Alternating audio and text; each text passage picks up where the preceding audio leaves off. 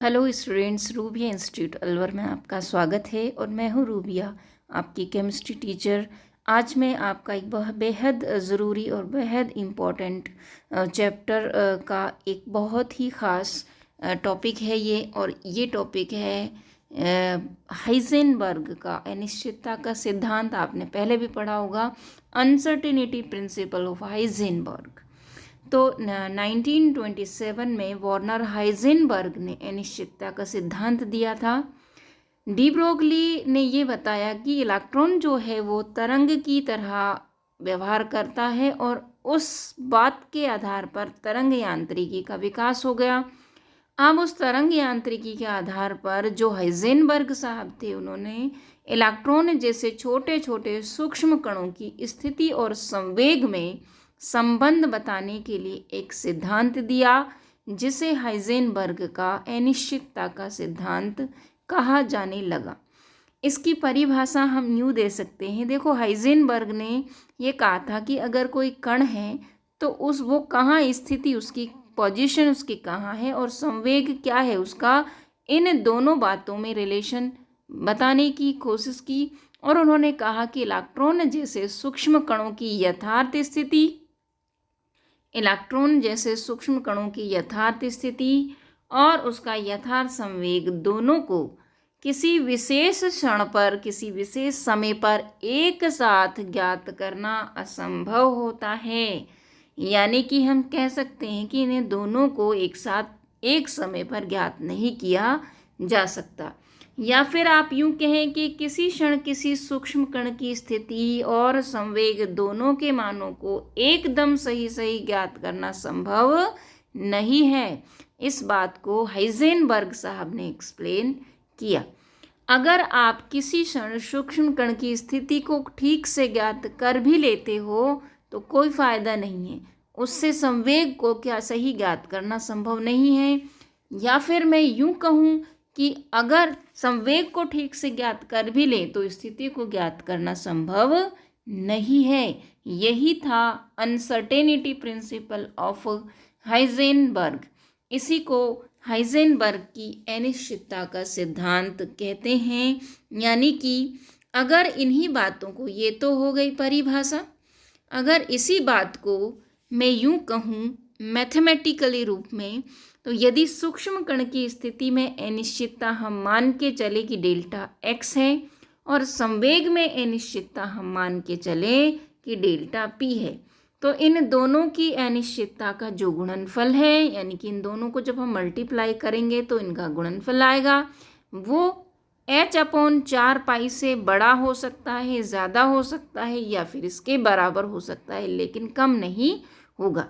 तो इन्होंने क्या कहा, डेल्टा एक्स क्या है, इन दोनों का गुणनफल greater than equals to h/4। समीकरण नंबर 1। हम जानते हैं कि P बराबर mv होता है, तो समीकरण 1 में mv रख दो यहाँ पर मान। m कांस्टेंट है इसीलिए हमने बाहर निकाल रखा, क्योंकि इसमें तो चेंज होगा नहीं, इसलिए डेल्टा इसके आगे हमने नहीं लगाया है। समीकरण 2 हमारे पास आ गया है। अब इसको हम ऐसे लिख दें तो m को मैं थोड़ा सा ऐसे करके लिख देती हूँ, इसको इस तरह से, m को नीचे ले गए, अब डेल्टा v आ गया, तो इसे हम ऐसे भी लिख सकते हैं। ठीक है, कभी कभी इसको हम ऐसे भी लिख सकते हैं अनसर्टेनिटी प्रिंसिपल को। और अब इसे हम निम्न प्रकार भी लिख सकते हैं।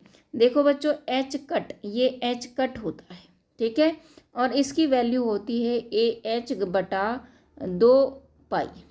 तो अगर इसकी जगह हम यहाँ वैल्यू रखेंगे तो h/2 आएगा, क्योंकि 4 में अगर 2 का भाग दें तो 2 ही तो बचता है। तो इसे हम ऐसे भी लिख सकते हैं। यहाँ पर ये बात ख़त्म होती है, मैथमेटिकली फॉर्म हमने इसकी आपको बता दी है। अब बात है, मैथमेटिकल फॉर्म कर ली, परिभाषा कर ली हमने।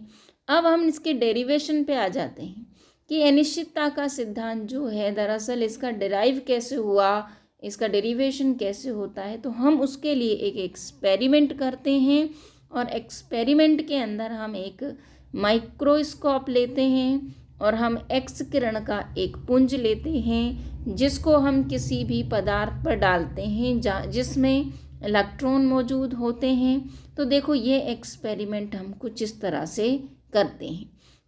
तो माना कि कोई इलेक्ट्रॉन स्थिति O को एक एक्स रे माइक्रोस्कोप द्वारा क्या कराया है, हमने प्रक्षेपित कराया है, जिसकी घूर्णन शक्ति को हम निम्न समीकरण से व्यक्त करते हैं।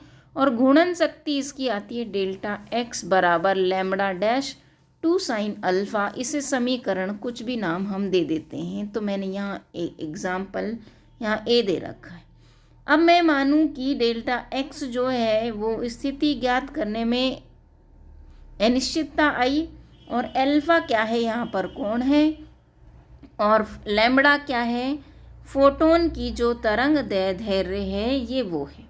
माना लैम्बडा तरंग दैर्ध्य वाले फोटोन इलेक्ट्रॉन से टकराते हैं। तो देखो ये एक्सपेरिमेंट थोड़ा सा बच्चों जान लो। ये सोर्स ऑफ लाइट है, ये स्रोत से प्रकाश का एक फोटोन आया और इस इलेक्ट्रॉन से टकराया। अब ये इलेक्ट्रॉन इस फोटोन का क्या कर देगा बच्चों, प्रकीर्णन कर देगा। क्या कर देगा, प्रकीर्णन कर देगा।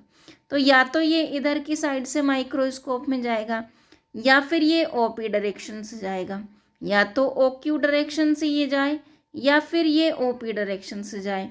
तो जाएगा तो इसलिए जाएगा तो उसका कुछ न कुछ तो संवेग होगा।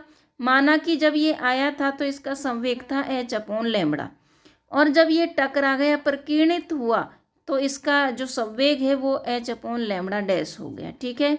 और इसके लिए हम अब दोनों तरफ से कि ये इधर से अगर प्रवेश कर रहा है या फिर OQ से प्रवेश कर रहा है, इस दोनों के लिए संवेग को हम कैलकुलेट करेंगे। संवेग में अनिश्चितता को हम कैलकुलेट करेंगे। तो देखो फोटोन इलेक्ट्रॉन से टकराकर प्रकीर्णित हो जाता है। यह प्रकीर्णित फोटोन या तो OP या OQ के बीच कहीं से भी माइक्रोस्कोप में प्रवेश करेगा।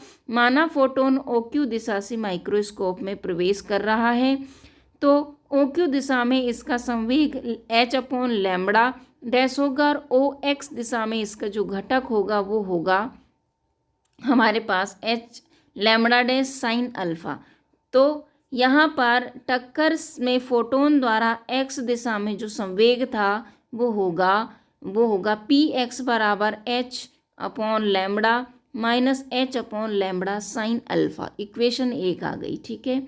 और अगर इसी प्रकार से OP दिशा में हम देखें तो माइक्रोस्कोप में प्रवेश करके px dash h/ minus minus plus हो गया, तो h/λ प्लस साइन अल्फा। ये इक्वेशन 1 और 2 आ गई हमारी। समीकरण 2 में से एक को माइनस करना है तो डेल्टा P की वैल्यू आ जाएगी हमारे पास। तो इसमें से इसको अगर हम करते हैं तो ये हमारे पास देखो, जब इस माइनस को हम खोलेंगे तो ये तो अंदर तो पॉजिटिव का, बाहर जाके ये वाली चीज़ माइनस की और ये प्लस की, ये कैंसिल आउट हो जाएगी, और ये माइनस वाली ब्रैकेट के बाहर निकलते ही किसकी हो जाएगी बेटा, पॉजिटिव हो जाएगी। तो जैसे ही ये पॉजिटिव होगी हम इनको दोनों को जोड़ देंगे। पॉजिटिव पॉजिटिव से जुड़ के 2h/λ dash sine alpha value. समीकरण 3 हमारे पास अब ये आ गया है। समीकरण ए जो था हमारा, देखो समीकरण हमारे पास जो ए था, डेल्टा एक्स की वैल्यू समीकरण ए और समीकरण 3, इन दोनों को हम क्या कर देंगे, गुणा। डेल्टा पी और डेल्टा एक्स का गुणनफल आ जाएगा।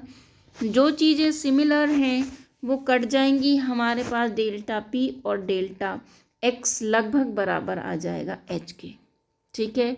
तो ये एक्स दिशा में अनिश्चितता है, अतः अन्य अक्षों के लिए भी ये निकाल सकते हैं। सही मापन में त्रुटि h से अधिक ही होती है, इसलिए ग्रेटर देन इक्वल टू लगाते हैं। और अधिक सही रूप से अगर इसको हम लिखना चाहें तो 4 पाई का इससे डिवाइड भी कर सकते हैं।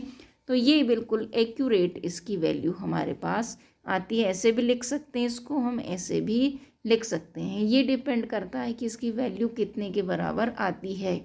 ठीक है। तो ये है हमारा हाइजेनबर्ग का अनिश्चितता का सिद्धांत, uncertainty principle of Heisenberg. So thank you so much students.